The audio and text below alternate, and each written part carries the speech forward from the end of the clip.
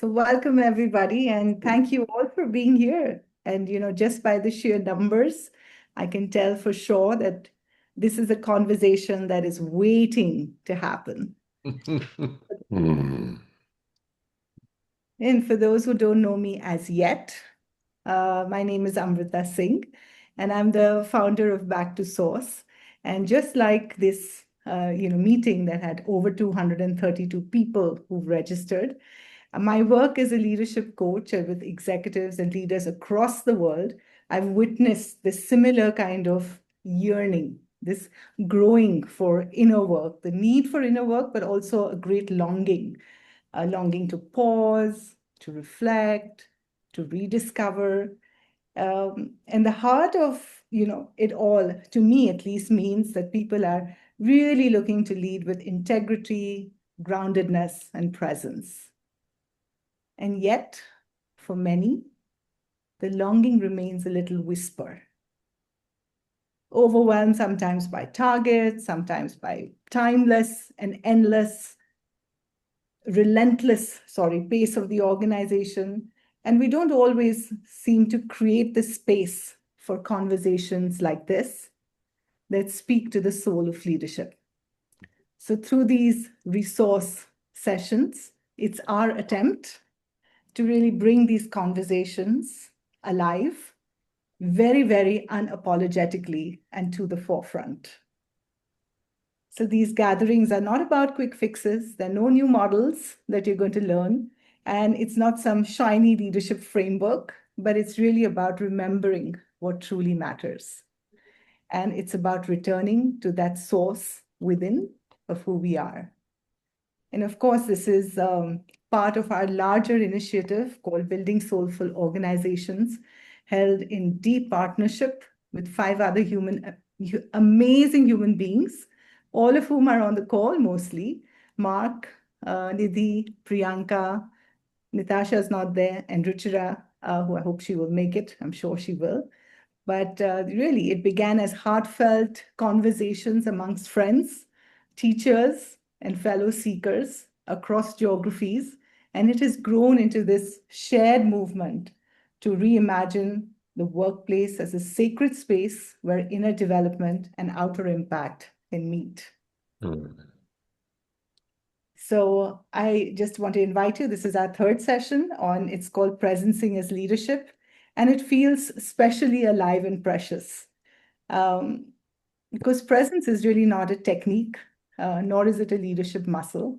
It's just a way of being and a way of meeting life with openness, curiosity, humility, and deep listening. And I listened. So, and it's really like this doorway, I think, that we keep open, which allows wisdom, intuition, and emergence to enter when we are ready. And today we have 2 luminous beings who embody this way of being, not as theory, but as a lived experience. And there's something really, really special and beautiful and even like circular about today. Alan Seale, he's Leon and Mark's teacher. And Leon and Mark are my teachers.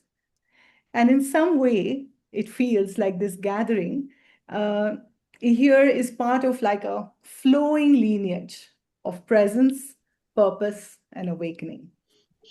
So it's one of those rare moments where teachers, students, friends, fellow travelers all come together, not to instruct, but to be together in inquiry and exploration. So it's my profound joy always to welcome someone who has shaped not only a lot of this work, but my own inner journey, Leon VanderPol. Yep. And for those who still don't know him as yet, he's the founder of the Center for Transformational Coaching. He's the creator of the Deep Coaching Approach, and he's the author of the much-loved book, if you haven't got it as yet, A Shift in Being. His work has touched thousands of leaders and coaches across the world, and gently and steadily and with extraordinary clarity, it has brought together people from different geographies Together, Leon and I have been offering his flagship course, Deep Coaching Intensive in India, for now over 6 years. And of course, it's offered globally as well.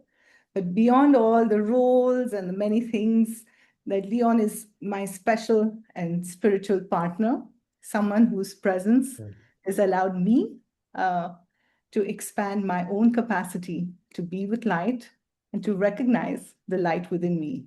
And for that, I'm deeply, deeply grateful, Leon. Thank you. And of course, we're profoundly blessed to be joined by Alan Seale. And Alan's work in transformational presence has been a guiding force for leaders, change makers, organizations around the world.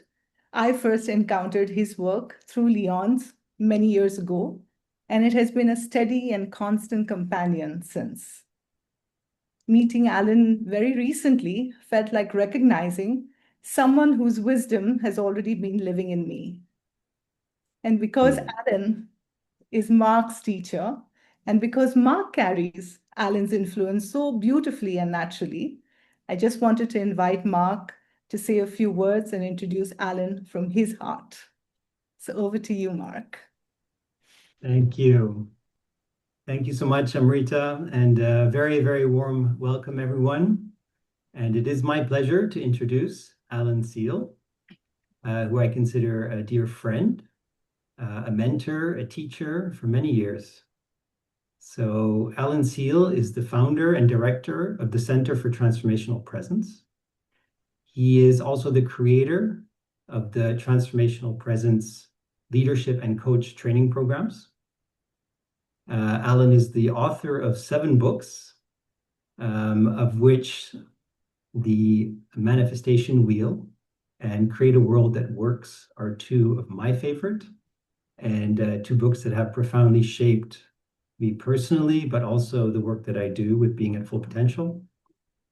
And so I just want to say a very big thank you, Alan, to saying yes once again to this invitation to share your wisdom, to share your experience with us.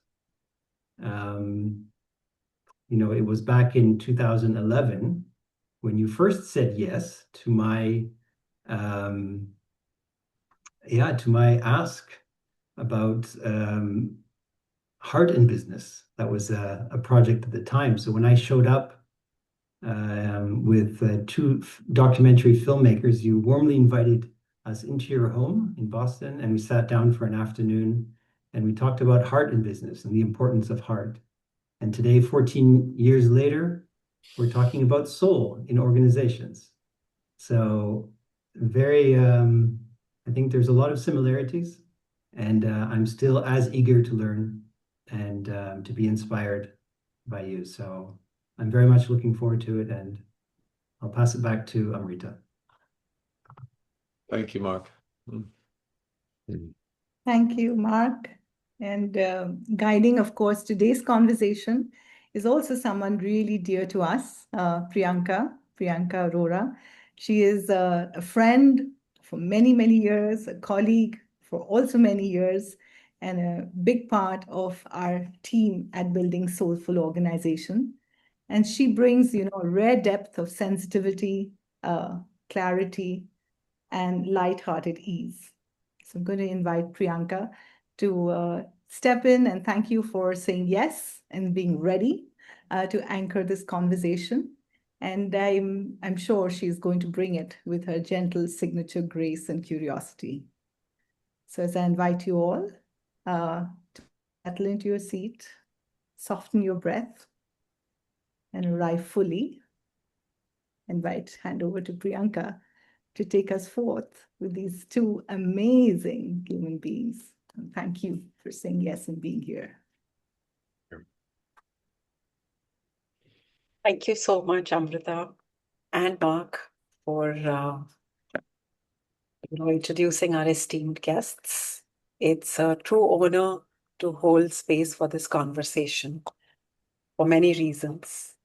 And I would just, begin because I'm sure everybody here is eager to hear both our guests, and the wisdom that they are here to share. So I would just invite everyone to settle in And as we move into this dialogue with Alan and Leon, just be present with an open mind and curiosity, yes, but also with an open heart. And just sense into what is stirring, what is opening, what is willing to be seen as the conversation moves along. Yeah. So let's just start with a very basic opening question saying, what is presence in context of leadership? Alan, would you like to start? Thank you so much, Priyanka, and thank you, to everyone for this invitation to be here. And Leon, it's great to be in this spot with you after so many It really years. is. Yeah. Yeah. Thanks, Alan. So Yeah. presence in the context of leadership, I think first, if we just talk about presence in the context of presence, what does it mean in life? For me, it's very simple. It's how are you showing up? What is it that you are bringing to the table? Not, of course, your talents, your skills, your gifts, your perspectives, all that, but who you are, the essence of who you are, your authentic self. How is that showing up at the table? And what presence is what people experience, what they feel when they're with you. And so when we bring that into the context of leadership, it seems to me that's the essence. How are you showing up? What is the culture that is created around you because of how you're showing up? Not because you're necessarily intentionally creating a particular culture. The culture will evolve out of the authenticity and essence that you bring, or the dysfunction, or whatever else that you bring. The culture will emerge out of that. And so, yeah, how it's how you are showing up, and also understanding. I don't know if maybe we're going to talk more about what is even a definition of leadership a little bit later. But to me, we're kind of entering a new emergence of what is leadership, in a new paradigm in the world, and that is understanding that the real leader in an organization, or in a team, or in a project, is the essence or the soul of that project, the soul of that organization, the soul of that team, the essence of what is wanting to unfold there next. That's the leader.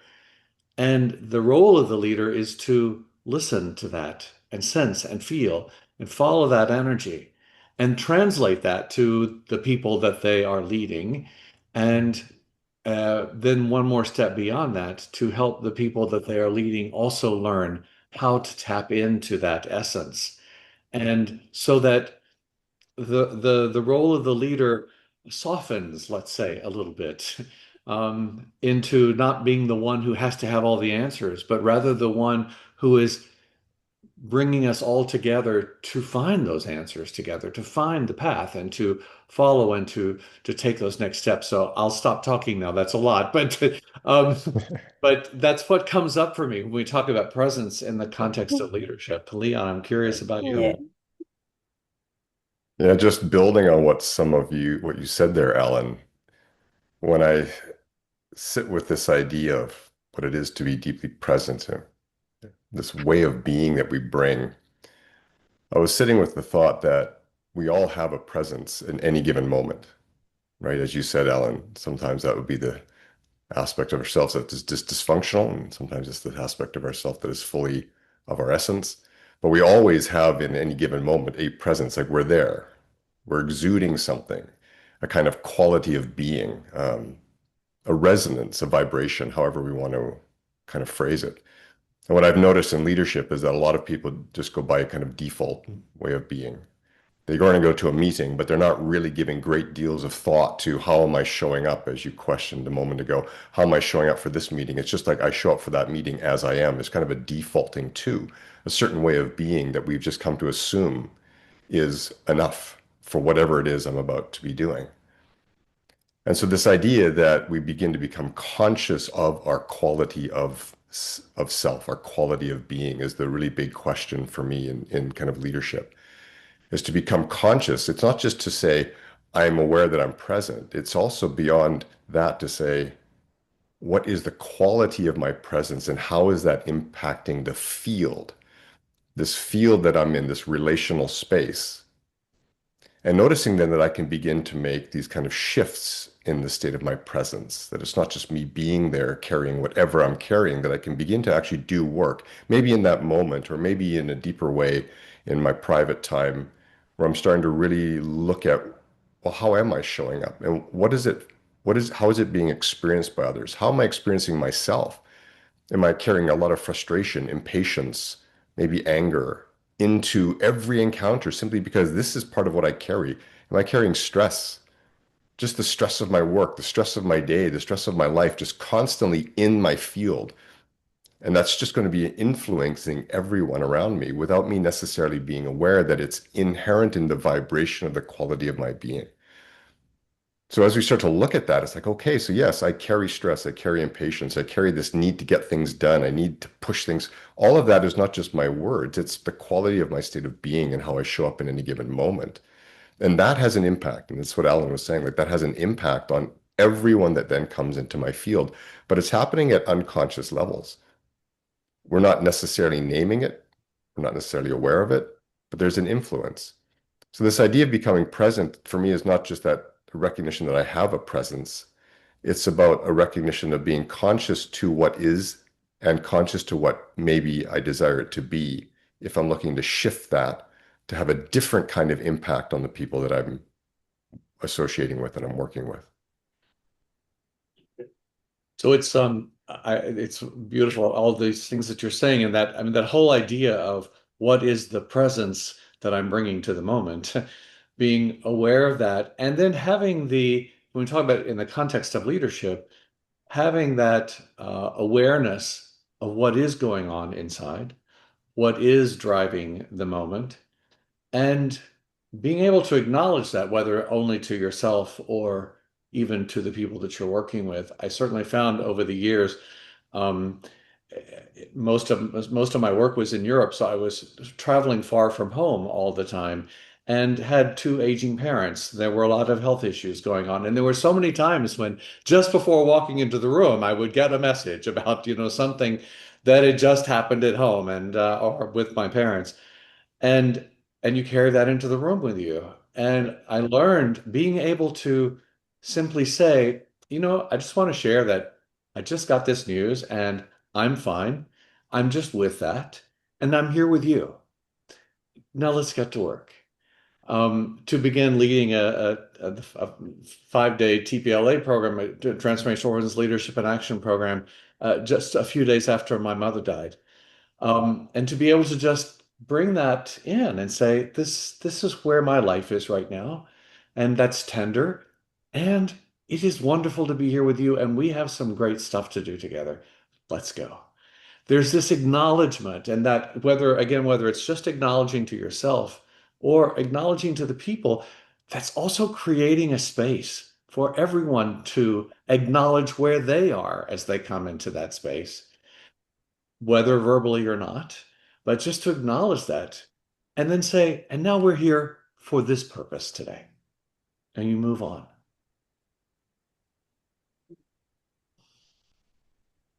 Thank you. Thank you so much for sharing that.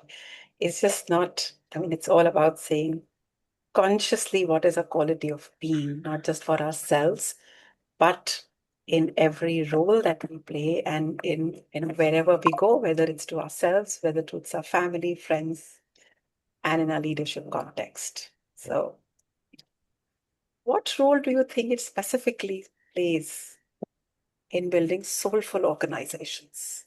How critical is presence in building that? Yeah.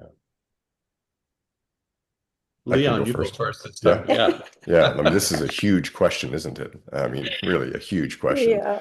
So trying to get to just the essence of what that question is evoking in me here. When I think of soulful organizations, maybe I'll start there. I think of deeply human organizations. I mean, to me, the soul is the essence of who we are as human beings.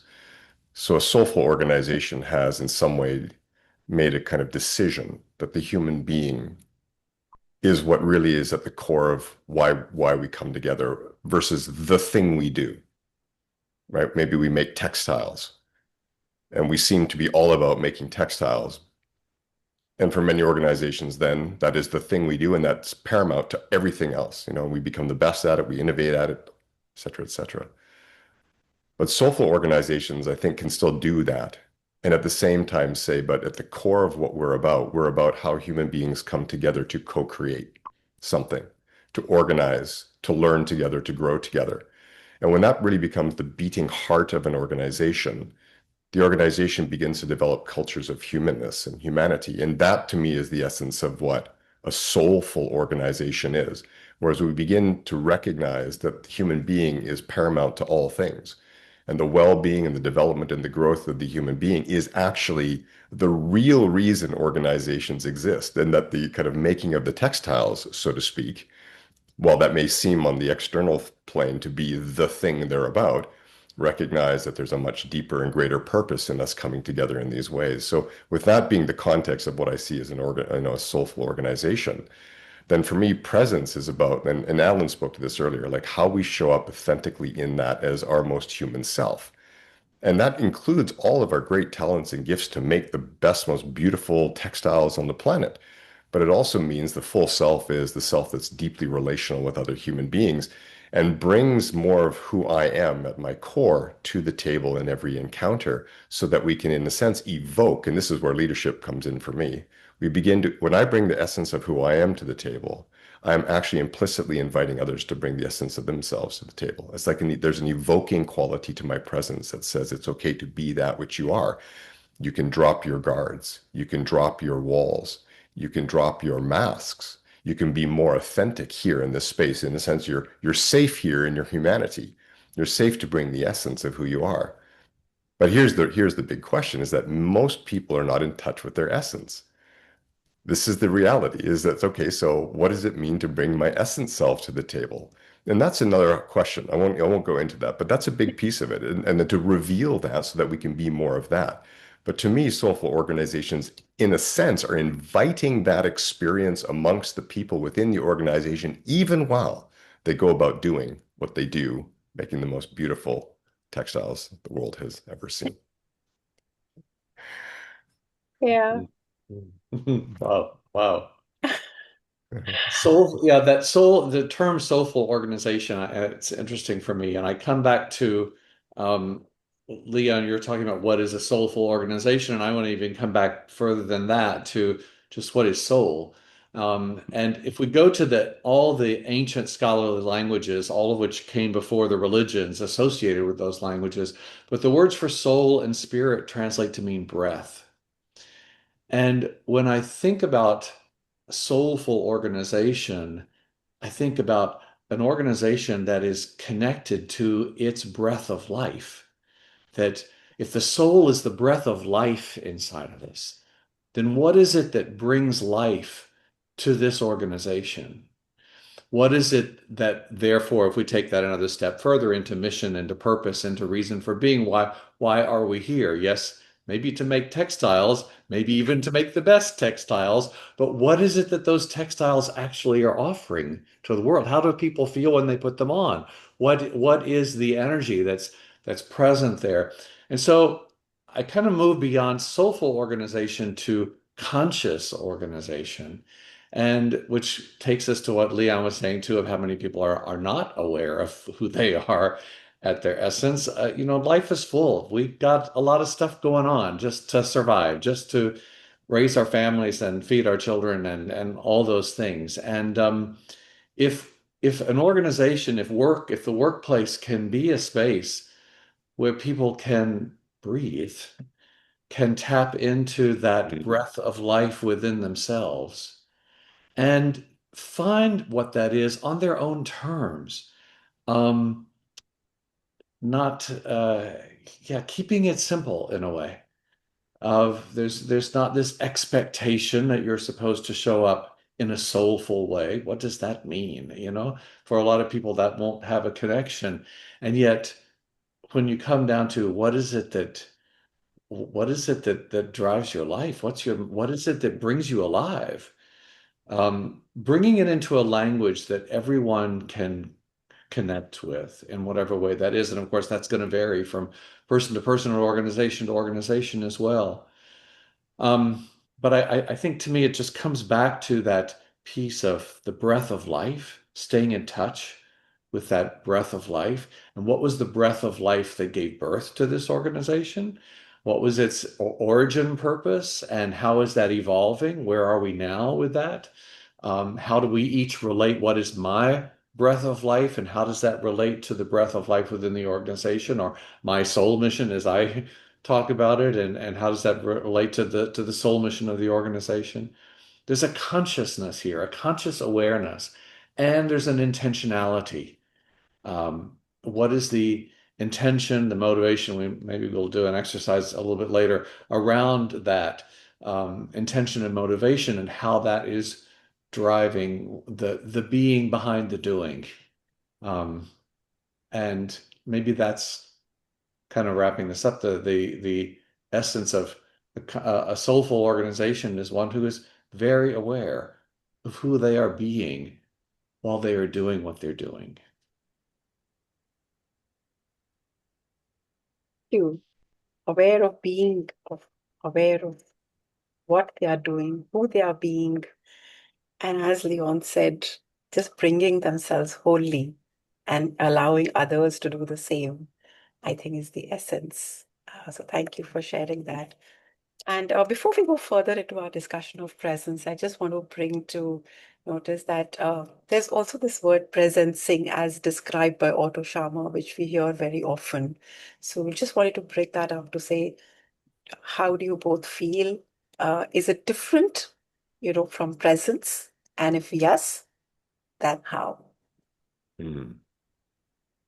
Alan, would you like to take this one first? Okay, sure. Well, we talked about presence and how you show up and what people experience when they're with you.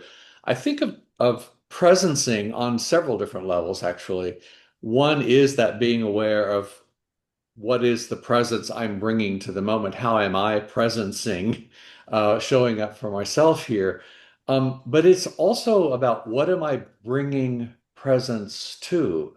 What am I inviting forward in this conversation, in the essence of this moment together, whether that's a meeting or a project or whatever that is. But what am I lifting up and bringing to our conscious awareness, bringing forward to be present in the room and calling others' attention to? You could also say, what am I to be a steward for here in this particular moment? Maybe I'm to be a steward for creativity or for honesty or for healing or for finding our way forward, whatever that is. But what is the energy that I seem to be called to bring into the space right now? What is it that I sense needs to be lifted up here? That presencing is some combination of all those things. When I was thinking on the word, I don't know if everybody in the room is familiar with the word presencing. So my understanding of it, and just help me if I'm off on this there, Ellen, but I understand Otto Scharmer's kind of combining two words, the word presence and sensing. Presence and sensing. So sensing for me is let's call it a kind of a listening stance. And this is, I think, what you're pointing to here, Ellen. When you speak about, what am I bringing my presence to? What am I uplifting? What am I calling forth? So through sensing, we start to listen differently into the field. And that field might be the inner field, like beginning to become more sensitive to what is alive in me. Alan, earlier you gave the example of being, very present to, let's say, the grief of a loss. And it can be being present to whatever is within us, but your capacity to even be aware of that and to articulate it is a sign of a maturation, an evolved leader, an evolved human being, to be able to even name that and say it and be with and then move from. So there's this sensing within ourselves that happens. And this is, the kind of first place. We need to be able to sense what's alive within us, be able to be with it, to notice what wants to come forth within that as we listen to ourselves differently than perhaps just with the regular ear of the humdrum of daily life. And then the other piece of this is then learning to be present to and sense into the collective field. And what is alive within this? And Alan and I are both coaches, folks. And because I think what I love about coaching is that it is a deeply relational space. It's where we sit in intimate conversation with other human beings. And it's where we have to be very present to and sense into what is alive in that human being so we can kind of help that person bring that into conscious awareness. And I see that same kind of gift of listening being so immensely valuable in the leadership space, that we're learning to listen into a field of information that may not necessarily be right there at the surface level, just what's being said, or even just the very visible emotions that may be very visible. And, if someone is obviously very upset about something, or even very happy about something, that can be quite obvious to all of us. And say, you're feeling good today. You're feeling a bit down today. But what's at a deeper level is, there's information in that field. And it takes sometimes a quietening of the mind and just kind of sitting with, first into the self and then into what is in that field. And we begin to notice. And this is what I think Alan is pointing to. And what I'm just saying is that through this different way of listening into the field, we can begin to bring forth different aspects of our collective experience. Like, what is trying to emerge here? What is it that I'm trying to uplift? What is it that's being not said that is so very visible to me as I sit here? All of these pieces, and we just begin to, through the quality of our presence, we can begin to evoke that within ourselves and within each other. And for me, that's what presencing is. It's a way of listening into the self and into the field that begins to bring forth a quality, a dimension of our experience that we may not otherwise be attending to. I think even Otto Scharmer says something like, we're learning to listen from the deepest part of myself into the deepest part of another. And I think that's quite an extraordinary place to be in. I mean, not saying that you go through your day constantly in that state of listening, but there may be those moments when listening from the deepest part of myself into the deepest part of another is absolutely what's needed to bring forth something that is qualitatively of the good for the whole and for the good of the individuals in that whole. Yeah. I just want to follow on that, Leon, because it's beautiful how you're saying that, and that listening from the depth, if you will, that can just become a way of living. It's not something Yeah. that you turn on and off. It's just how we can show up. Right. And the other thing that comes to me if of I love how you're talking about presence and sensing, which then takes me to pre-sensing, which kind of goes to also what you were talking about, um, how we prepare ourselves. That in order to sense, in order to be aware on all those many layers of what's going on, then how do I need to show up? That's the pre part, Mm, what is the personal practice that needs to be a part of my life? Simply the way I live is how I'm going to lead, it's how I'm going to coach, it's how I'm going to parent children or teach a class. So what yeah, is that way of living that becomes the pre-sensing? It's because this is how I live. The sensing becomes a part of my life. It's exactly. just what is Yeah. here. That's what is here. Right. And this is what I found has taught me, like what coaching taught me as a discipline, Yeah. right? Was that this is not just a modality that I do once in a while. That moment that I'm in a session, it becomes a desired state of being in this world, of relating to others, of being within the field, and evoking and calling forth all kinds of opportunities and potentials that might otherwise be missed in just a little bit more of a surface way of engaging. And I love that. Yeah. Yeah, and it Yeah. takes us, when you talk about coaching, then it takes the coaching from transactional to transformational. Right. That are we just here to get the project done? Am I here just to do a better job at something? I'm very clear when an organization asks me to come in to say, I'm not a content coach. I'm not here to help you do the job better. I'm here about how are you showing up? What is the presence that you're bringing? What is the culture that you're bringing? And that what you're talking about right now, Leon, this whole, we're not in figure it out mode. Doing transformational work is not about being in figure it out mode. No. Being transformational work is about sensing. It's about presence. It's about Yeah. how do we live our lives in such a way that we are aware on 1,000 levels of what's going on. What's going on? Let's at least just say multiple layers of what's going on, if not 1,000. But that we are living in this expanded sense of awareness that is a practice. Yeah. And for me, I know before I turn it back to you, Priyanka, it comes from a deep love for human beings. Mhm. Like I do love all the wonderful things that we create in this world through the productivity of our minds and the creative abilities of our hands. But my God, I love human beings. And so that desire to love them, to uplift them, to be with them, to know them in like whatever context supersedes everything else. Right. And I think it's that innate. So if I'm going to assume that everybody here on this call is of the same, I don't really think you'd be here to talk about soulful organizations if you weren't really truly interested in the absolute well-being and the optimization of the human being and what it is that we can do together collectively. Yeah. And again, not just to make nice things, but to really collectively, energetically, something shifts. And so that's where it all comes from for me. And I know for you too, Alan. It's like we make this the center of our life because we care so deeply about the human being and the human relational field. And we do this work for that very end. And because likely it fulfills us immensely.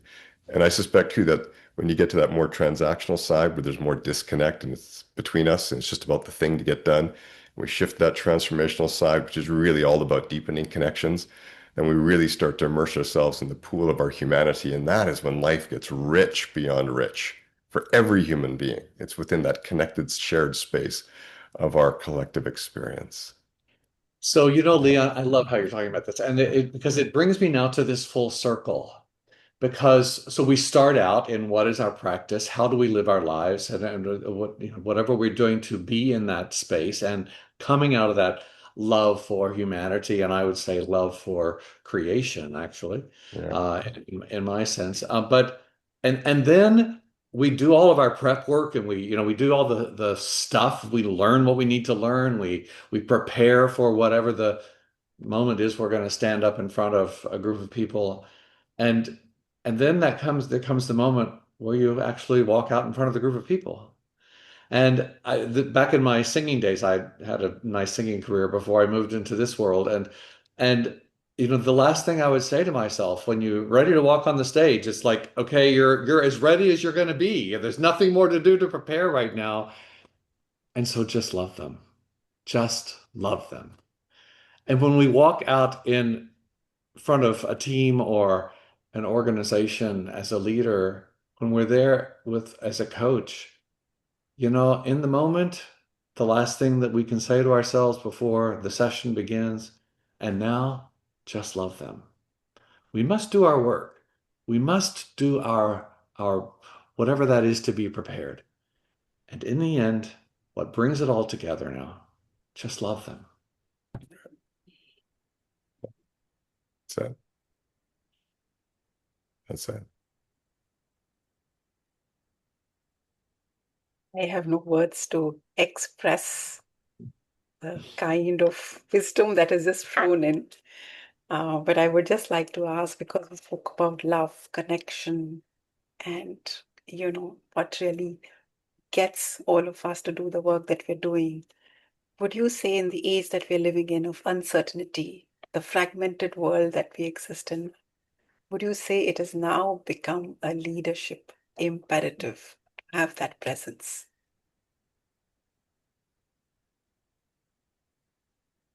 Ellen? Go ahead. Is it a leadership imperative to have that presence? It's starting to look like it, isn't it?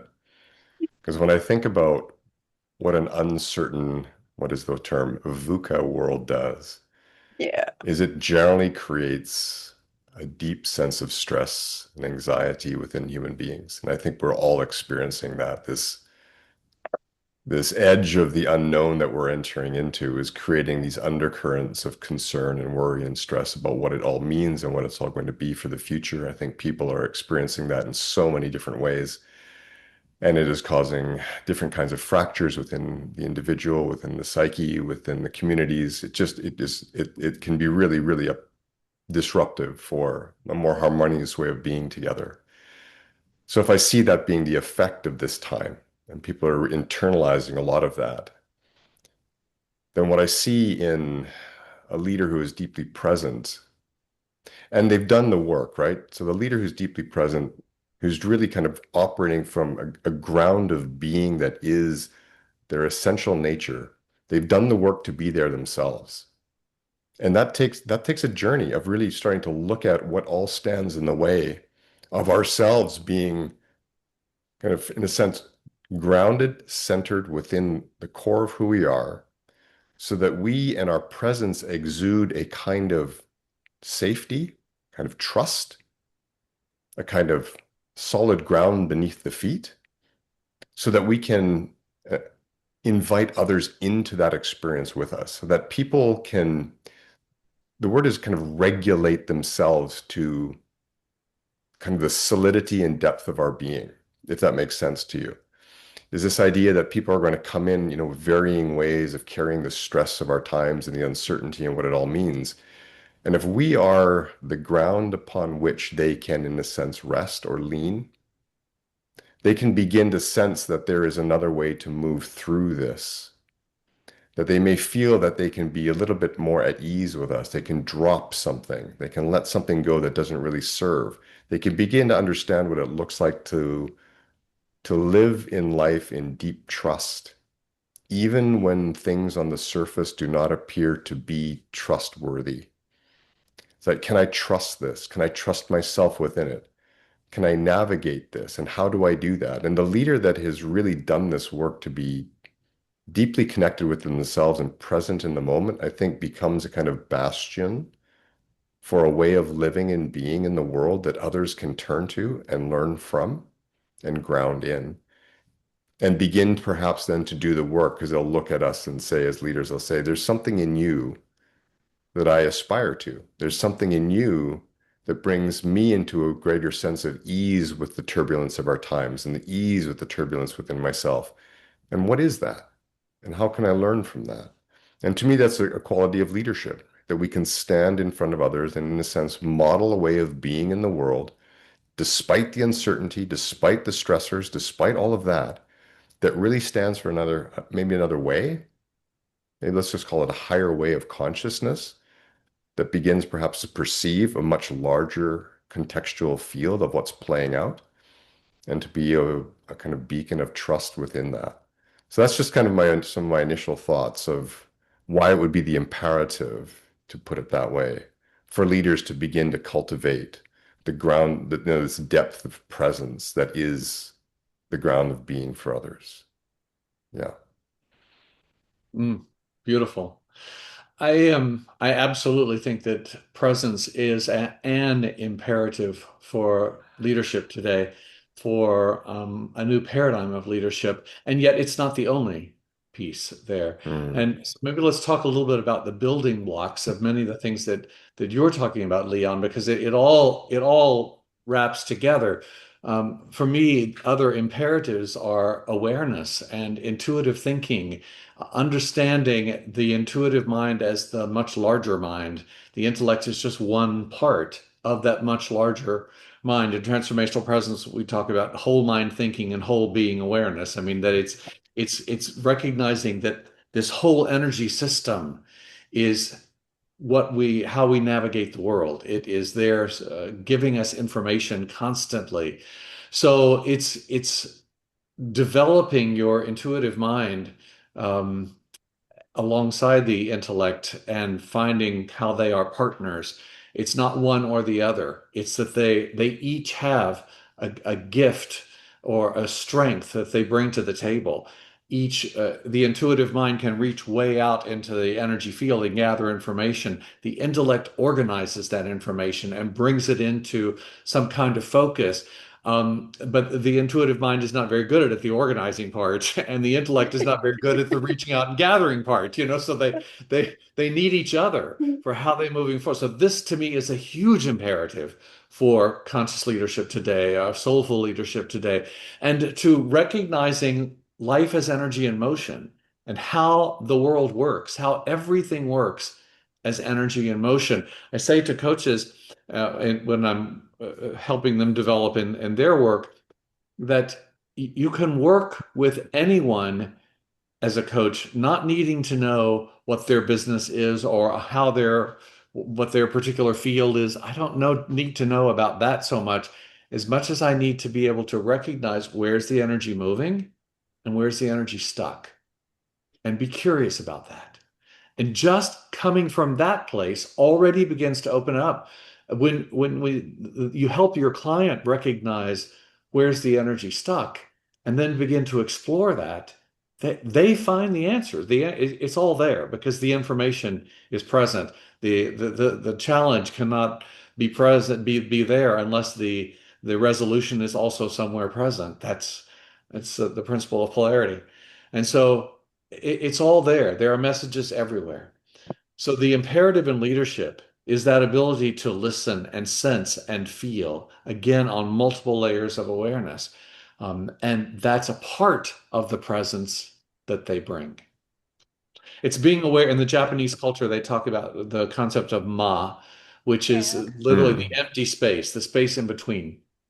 And so what is they would say, what's the ma in that organization, or the ma in that team, or the ma in that project, the ma in that relationship? Being aware of what is that energy that's at play right now, and what's working about that and what's not working, without a judgment on that, simply being curious, and what's that trying to show us? Because life is talking to us constantly. So if the imperative to me for this kind of soulful leadership, for conscious leadership today, is its awareness. Yeah. As you said, multiple levels across multiple kind of dimensions of our experience. Yes. Yeah. Yeah. Yes. Yeah. Including the self. This is always a big one. I always find too, deep awareness of the self. Yeah. Because Aware you of said everything earlier that's about going on loving. in here Yeah, and out everything. there Yeah. at the same time. You said earlier about love, just love them. And I'm also thinking, and love thee. Love Yes. thee. Right? Love, how deeply is your love for thee, thyself? Right? And notice then what kind of starts to emerge in your field when that is really alive. Yeah. Which this is kind of maybe taking us off course a little bit, but what you're saying right now, Leon, is because we get into self-judgment a lot. Yeah. And so if we can turn that around and ask the question, wow, this is really hard right now. I'm not really happy with how I'm showing up right now. And turn that into the question, so what am I being asked to learn right now? What am I being asked to learn? Yeah. And that shifts everything, because then I could get busy focusing on what I'm being asked to learn, which is going to shift the entire energy of the situation when I live into that learning.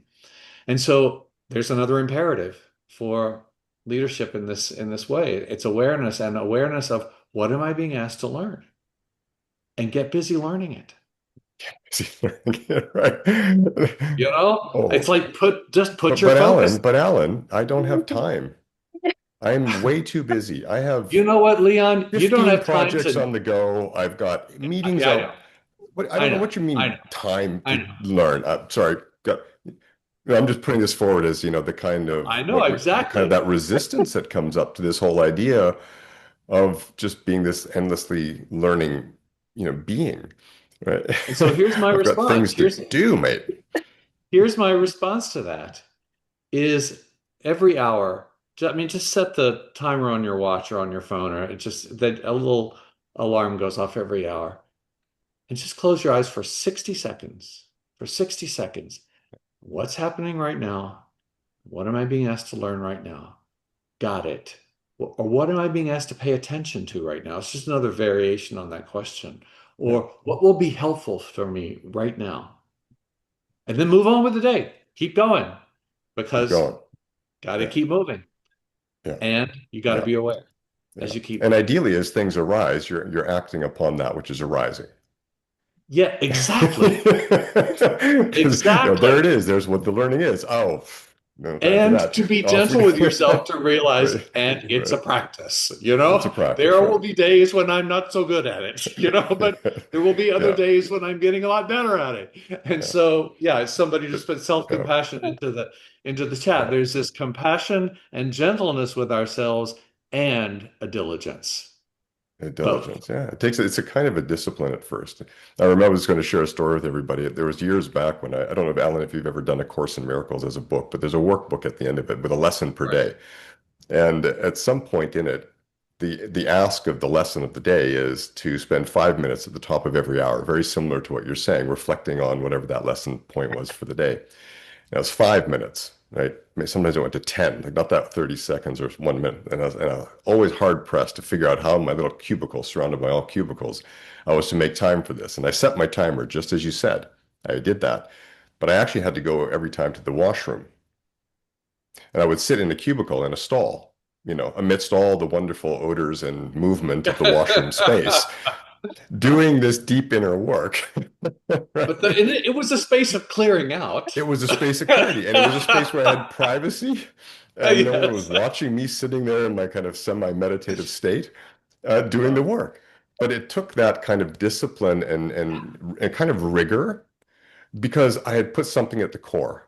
I had put this learning for myself at the core of every single thing that I was engaged in my life. I said, this is so important to me to learn and grow in this way that I'm going to do this, as you had said, with great diligence and with great honor towards myself and to know what will become of me because I do this.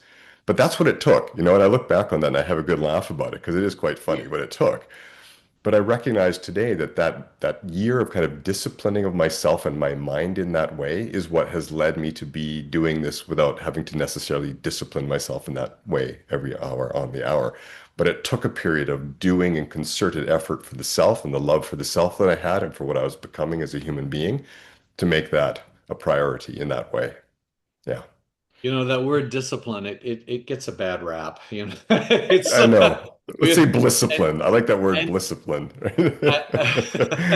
but if you look at what is the root of the word discipline, the root is disciple. And Yeah. so it's really what we're asking ourselves, what do I choose to be a disciple to? And therefore, what is my practice right now that I choose it? This is what it's important to me to lift up. This is what's important to me to live into. And I'm not good at it every moment of every day, but every day maybe my percentages get a little bit higher, you know? Right. Right. I'm choosing to be a disciple to Yeah. loving them. I'm choosing to be a Exactly. disciple to bringing consciousness into my workplace. I'm Yes. choosing to be a disciple to live more consciously myself. Yeah. There, Right. there it is. Yeah. And people will notice this, at some point in your journey, folks, at some point in your commitment to this path of inner evolution, people will say to you, there's something different about you.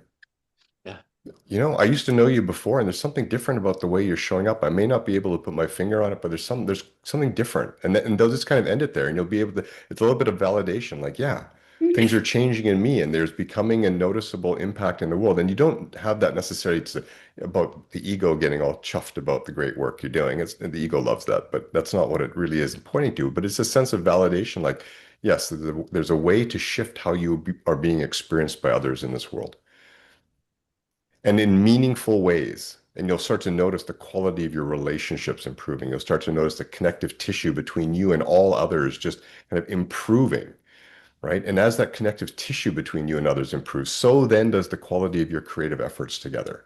And there becomes something joyful and enlivening and good and rich. And we all hear stories today about how people are getting burnt out in the workplace, toxicity in the workplace. All these things are arising in the workplace, managers that they don't like, whatever it may be.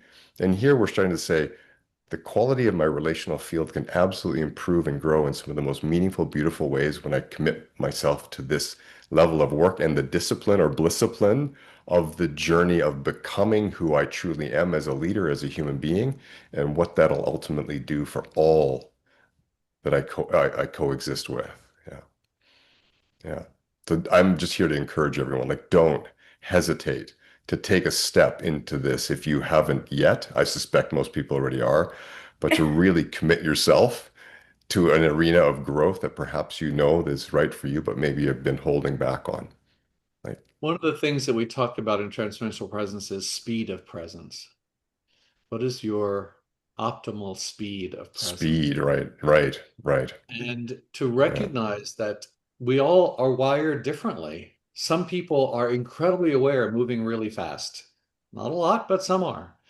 And some people need to move really slowly. And then you start to find at different situations, maybe I need to move at slightly different tempos, but to recognize what is the optimal speed or tempo of my life in this moment where I can be aware of everything that's happening inside and outside around me.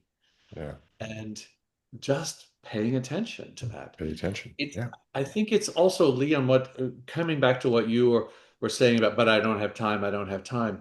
It's to recognize this is not something you do separately from. It's just an awareness to carry through everything you're doing.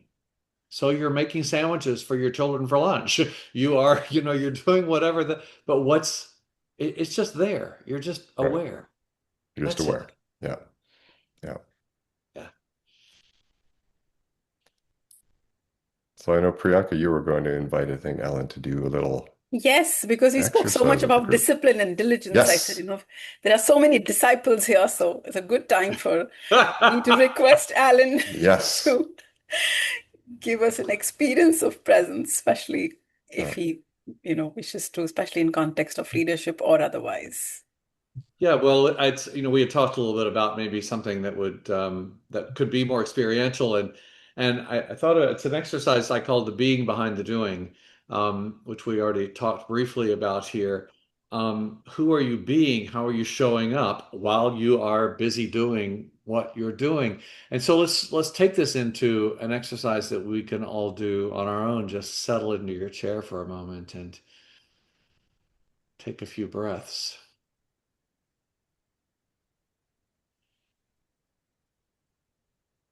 And let the chair hold you.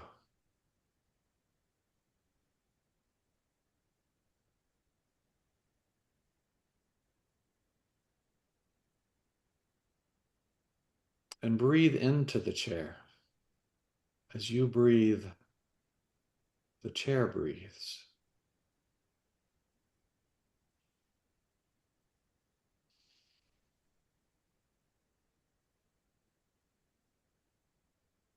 And feel the clothes on your skin.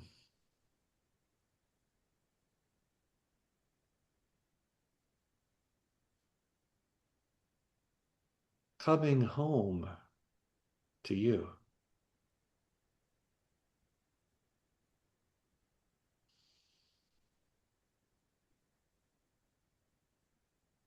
And letting your breath help you collect the parts of you that might still be scattered over the day or even the last few days.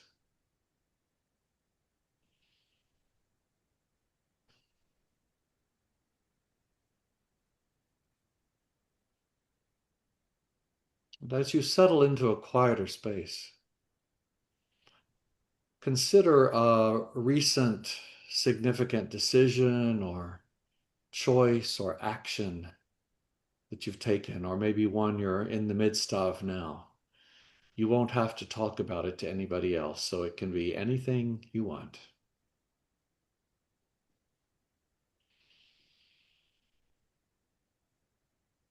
A decision, a choice, an action that you've taken.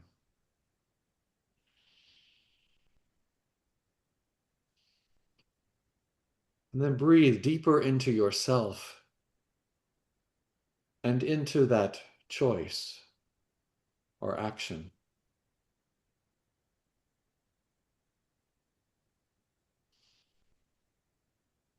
And be very honest with yourself. You're not going to have to talk to anybody about this.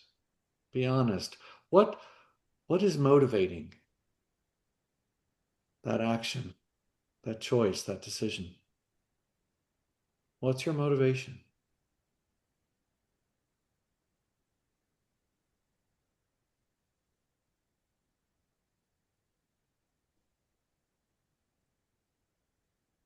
what's your intention?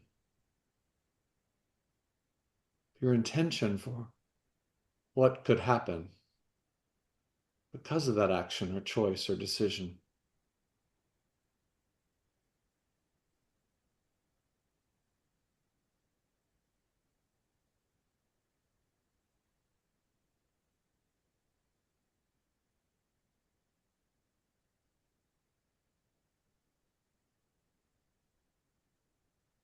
And as you live into that decision, as you follow that choice, who are you becoming? Who are you becoming inside as you're guided by those motivations, by your intention? Who are you becoming?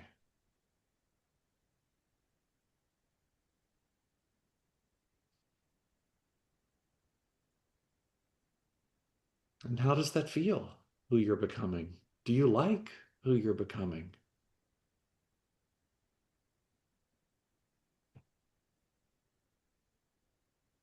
Is that someone you feel good about?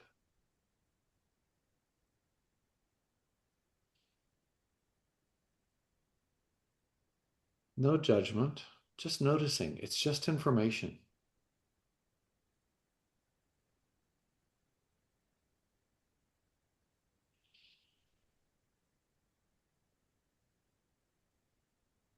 And as you become aware of who you are becoming and how that's feeling inside of you,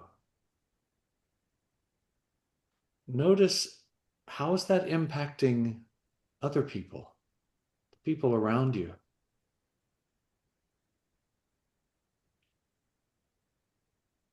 Who you are becoming, how does that impact them and how are they responding?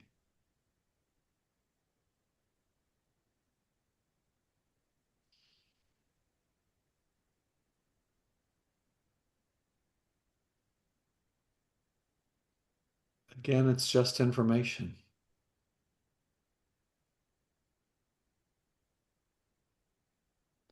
And when it all feels good, who you're becoming and how others are responding, be curious about that. What is it about that that's working? And where it doesn't feel so good, that's okay too. Be curious. What's missing here? What wants to shift?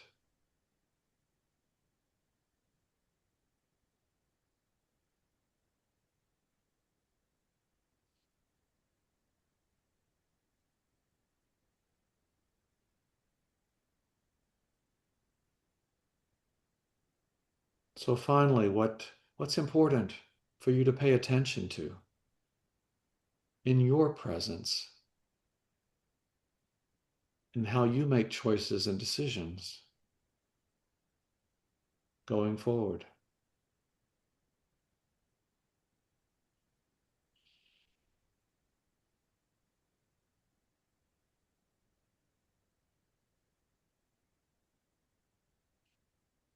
Take a moment to make notes if that's helpful, or draw a picture. Just give you another moment to take this in. And what's important to pay attention to from these simple questions?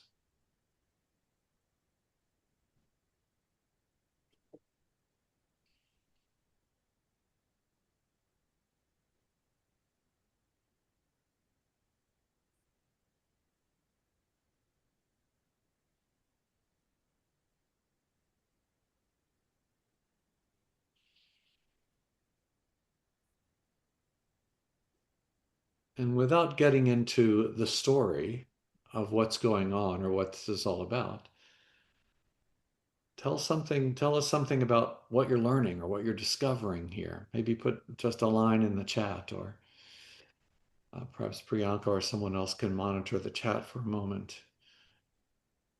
Or Priyanka and Leon, if there's something you want to respond to, what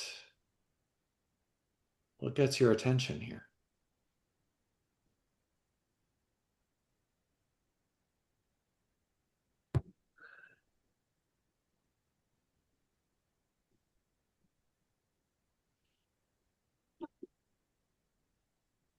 Leon, would you like to respond?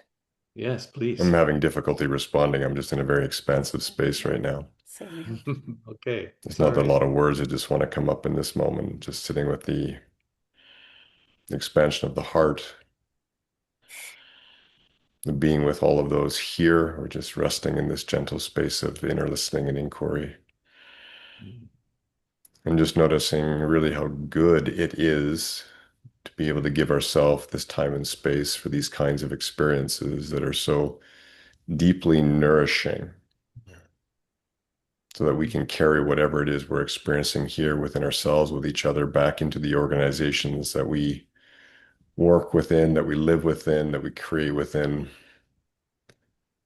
so that the organization begins to feel that quality of being and presence that Alan evoked here in each of us through this experience, because it is this quality that you're all experiencing now, this quality of self, that is needed in the world.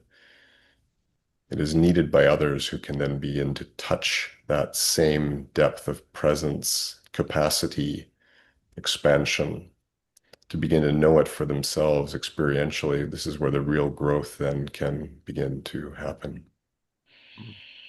Mm. Thank you. Thank you. Priyanka, you want to just say something? No. Leon said that I'm in a space where words are just not coming in. I think I'm just in that restful space. And to experience this magic in just a few moments is priceless. Thank you so much.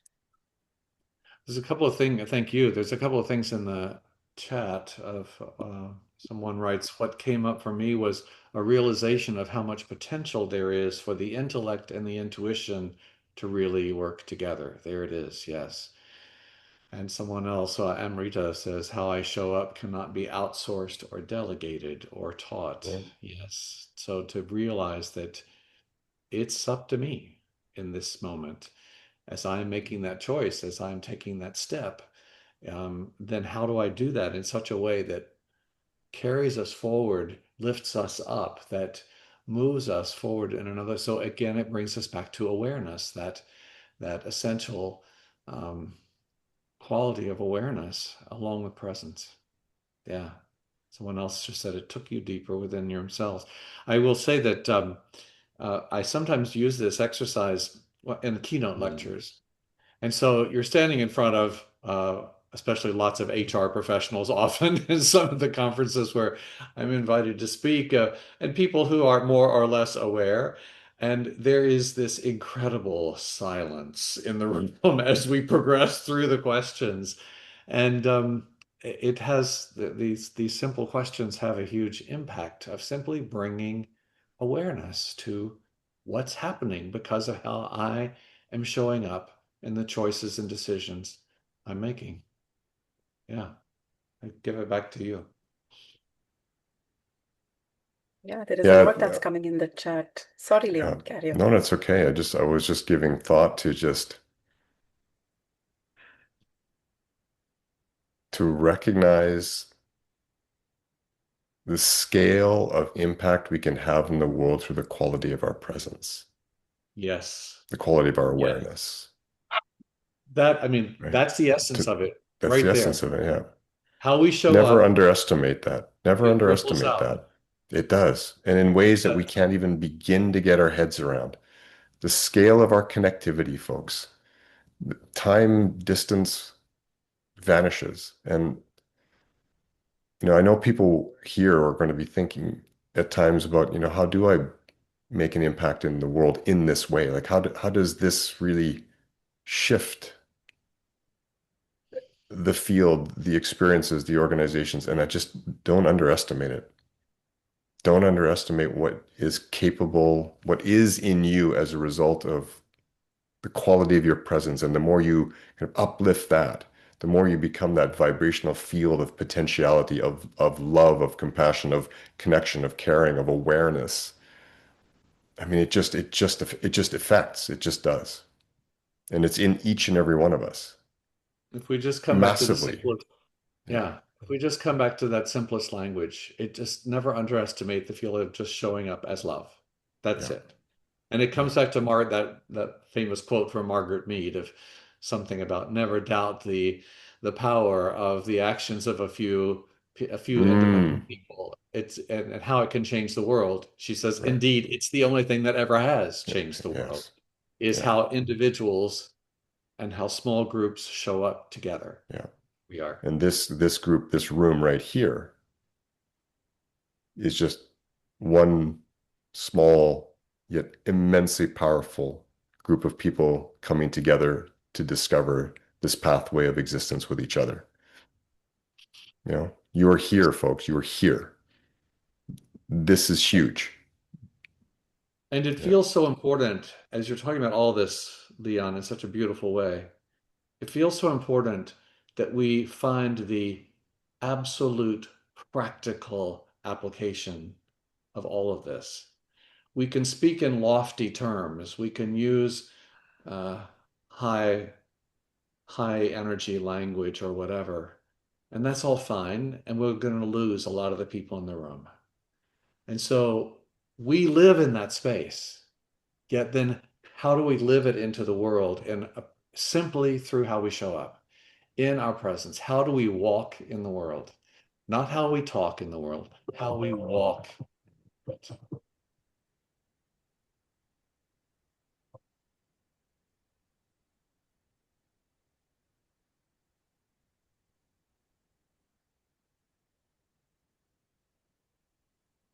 Yes, be conscious of how we walk and just remember the scale of impact that we can have. Yes, yes. It's immense. The smile to the grocery Yeah. store clerk. Yeah. There it is. Right. The listening to a life. Yeah. Right.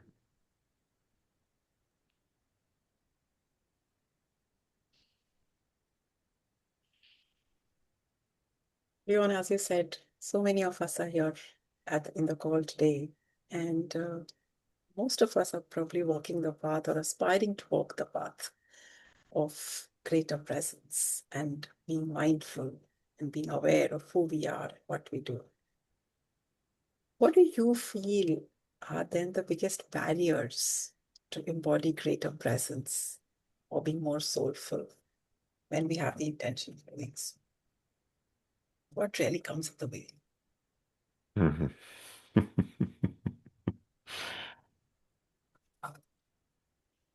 All the elements of our egoic mind, and at times our intellect as well.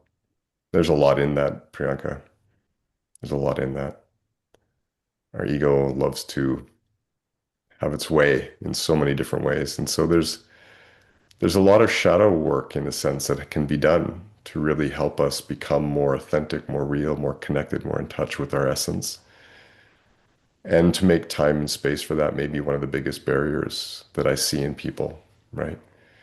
You know, we speak about the potentials of our humanity and this evolution of our selfhood, but a lot of that kind of expansion into these higher states and the experience of deep presence with each other can be predicated on kind of what we've done on the inner plane for ourselves. If we really attended to some of those aspects of our nature that may be the barriers, the unattended sorrows, the unattended traumas, the unattended, name it, patterns of fear, patterns of concern, worry. Like, are we doing the work on those to transmute them, to release them, to heal them, so that more of that essential nature can just kind of shine through? And I just think that kind of coming into finding the time and the space and really giving that priority in our lives can be one of those barriers. I mean, there's many, and this is a big topic.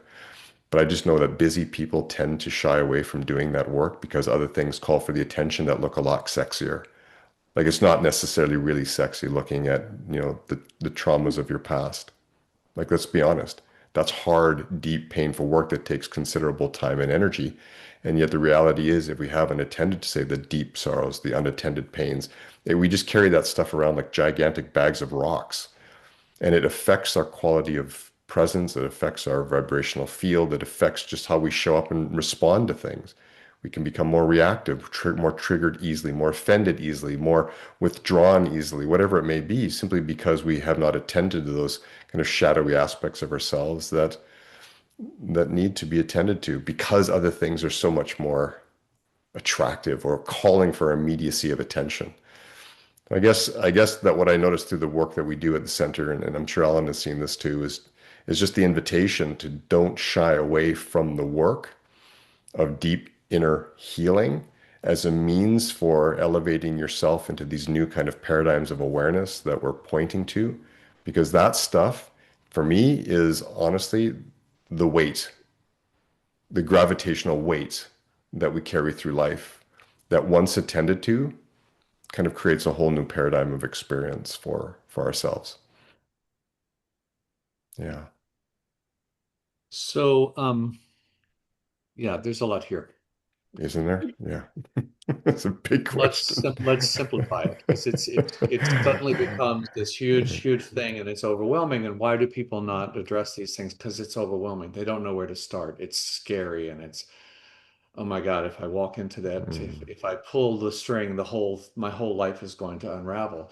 And that doesn't have to be that way. Barriers show up as a result of our perception, how we are looking at what's happening. And so if we can be as simple as, wow, look at what's happening inside of me, or what I'm feeling, or how I just reacted here, and simply say, wow, take a breath. What's this really about? What's it really about? And to be willing to, yes, as you say, Leon, to stay present with what's there, and to recognize how actually quickly we can move through many things if we're willing to simply meet it. As a friend of mine years ago used to say, invite the dragon to tea, Well, and that's essentially it, isn't it? Yeah. serve it your best Yeah. chocolate and on your best china, and look it in the eye and say, it's okay. Tell me what you need for me to know. Um, I I'm not as a coach, I'm not at all afraid of process work. I know that you aren't either, Leon. That's maybe a world that you swirl in a lot of, that where it borders on therapy, but it's not, because we're working from the present moment. We're not going into the past and unpacking it. That's a therapist's job, and that's not my expertise. However, to be able to look at that story, look at those feelings, look at whatever's that's there, and simply say, it's okay, let it be there. And how do you choose to be with that now? What is the story you choose to tell about that going forward? What is the part of you that's just asking to be acknowledged right now? And it's amazing to me how quickly we move through the catharsis, and we can take the next step. Now, does that mean it's all over and done with? No, it means we've taken that step through it. But step by step, we find our way. A huge piece to me in everything that when we talk about the shadow self, when we talk about I talk about the ego a little differently, as just the part of it. Its job is to make sure that we survive and to make sure that we're safe. And so sometimes it does things that don't work out so well because it's just trying to do its job. And when we can notice that and ask again, ooh, what's trying to get my attention here? I just reacted in a way that I'm not so proud of. But instead of beating myself up about that, being curious, what's happening underneath? What's it asking me to pay attention to right now? What is this moment? What is this situation? What is this conflict? What's it asking me to pay attention to? Life is talking to us constantly. If we will listen and pay attention, the ride begins to smooth out. I won't say it's always easy, but it doesn't have to be so traumatic. And we can move through some pretty big things if we're willing to simply be present with it without that pressure that we got to get through it quickly. It has its own timeline. Grief, sorrow, pain, trauma, it has its own timeline. And yet we can partner with it and find our way. And here we are talking about healing. Because to me, this is an enormous part of what leadership is. Not in, I was sick and then I got well, but understanding healing is coming from that Old English word halen, which means to make whole. As leaders in today's world, and in this new paradigm of conscious leadership or soulful leadership, in this paradigm, we're talking about helping one another and helping organizations come to their wholeness. There is a healing aspect of that that is just simply about presence and being willing to be present with what is, no matter what that is. Sorry, I get a little passionate about this, but it's just, to me, this is the essence of where we are in the world right now.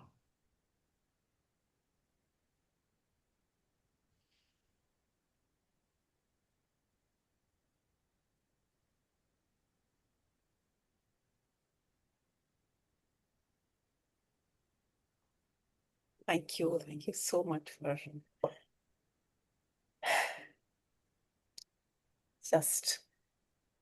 just your presence and just your sharing. Thank you so much. And just before we close, I know we're coming to the close to the hour. Would you just like to say, as you said, some people have that barrier because they don't know where to start. It may sound very simple to be simply present, but just what could be the starting point? Some practical shift that would get people on to this path. Yeah, for me, it's Which path? Sorry, can you just clarify, Priyanka, Just the path you're path of speaking being of? present. The path of Path being of being present. present. Okay. Yeah. Sorry, Alan, didn't mean to cut you No, off that's there. Go okay. ahead. I mean, Yeah. for me, it's as simple as saying, wow, there's a lot going on. What's most important for me to pay attention to right now? Not 5 minutes from now, not tomorrow, not next week. No, just right now. This is what's asking me to be present with it Michael, and I've be got a present with it. meeting at 12 on Monday. And take that. Hello. And be there. And there's a process called the Deep Simple that I created years ago. That's 5 simple questions for the moment when you have no idea where to begin because it's so huge. And question number 1, what are 3 things that I know right now? 3 things that I know right now. And then of those 3 things, which one holds the power for me to be with right now? Not which one, the question is not which one do I want to work with? No. Which one holds the power? Which means which one am I afraid of? Which one has a grip on me? Which one holds the power? Of that thing that holds the power, question number 3, what is trying to shift? What wants to happen here? What wants to shift? Question number 4, so who is that asking me to be? How is that asking me to show up right now?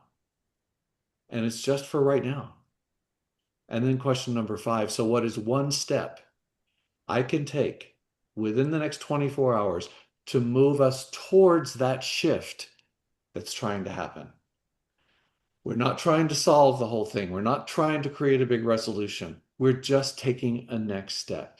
In the essence of this, it's also about replacing the question how, which is paralyzing. Oh my God, how do we do this? Who knows? Nobody knows. Replace the question how with the question, so what can be a next step? Only a next step. And by the time you have moved through those questions 3 or 4 times with a huge situation, you'll begin to sense there's a path that's showing itself. You may still only see 2 or 3 steps down that path, but it begins because you're partnering with it now. You're partnering with what is, and you're tapping into the intelligence within what's happening and letting it guide you. So that's my response to the question, Priyanka. Where do you start? I'm not even going to attempt to say anything after that. I'm just going to let that sit with folks. Yeah. Just as Ram Dass used to say, be here now. and simply look at and what is next. That's all.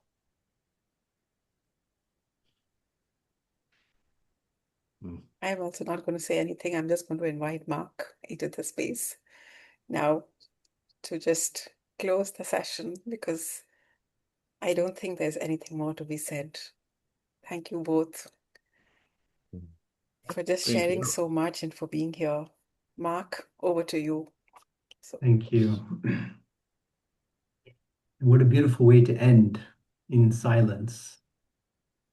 It's like everything has been said and we've arrived. You have guided us very beautifully, Priyanka. There's a few things I just want to share as observations. One is that this was a very organic and wonderful conversation to be a part of, to listen to, between Leon and Alan. You're both experts in presence. Leon is the founder of the Center for Transformational Coaching. Alan is the founder of the Center for Transformational Presence. So there is so much wisdom that both of you hold, and yet there's so much unique perspectives that you brought. And it was like music. It was like music. It was like a band that was jamming together, and a song was being built and created. And it had like a lot of energy in the beginning, and then there was a quieting to the song, and a slowing down, and a beautiful ending in silence.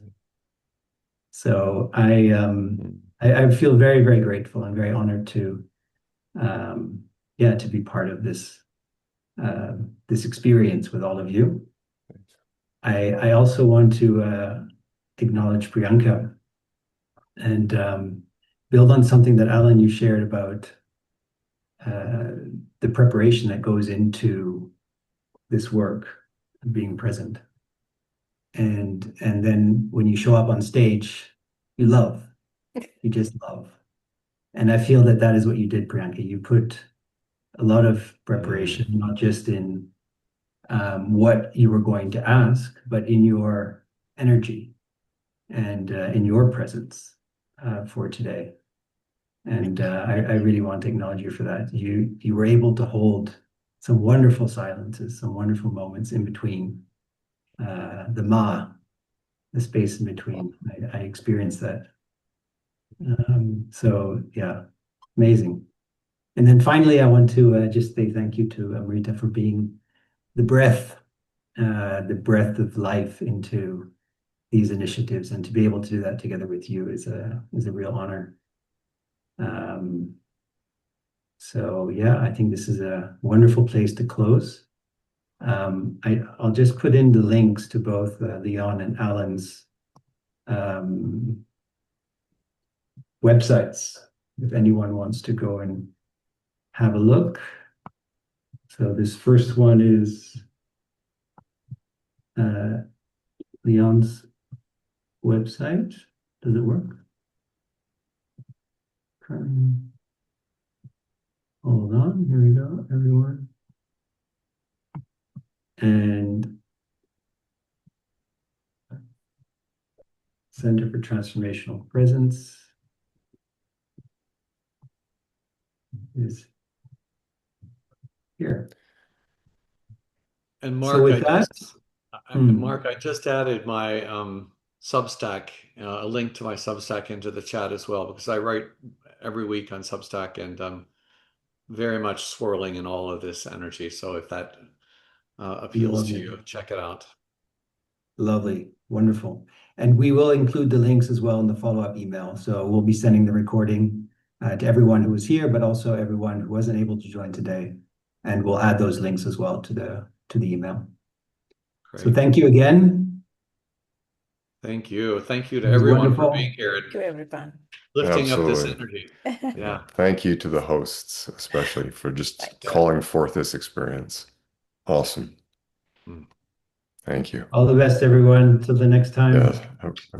Beautiful day ahead, Bye-bye. folks, wherever you are. Bye. Bye-bye. Thank you.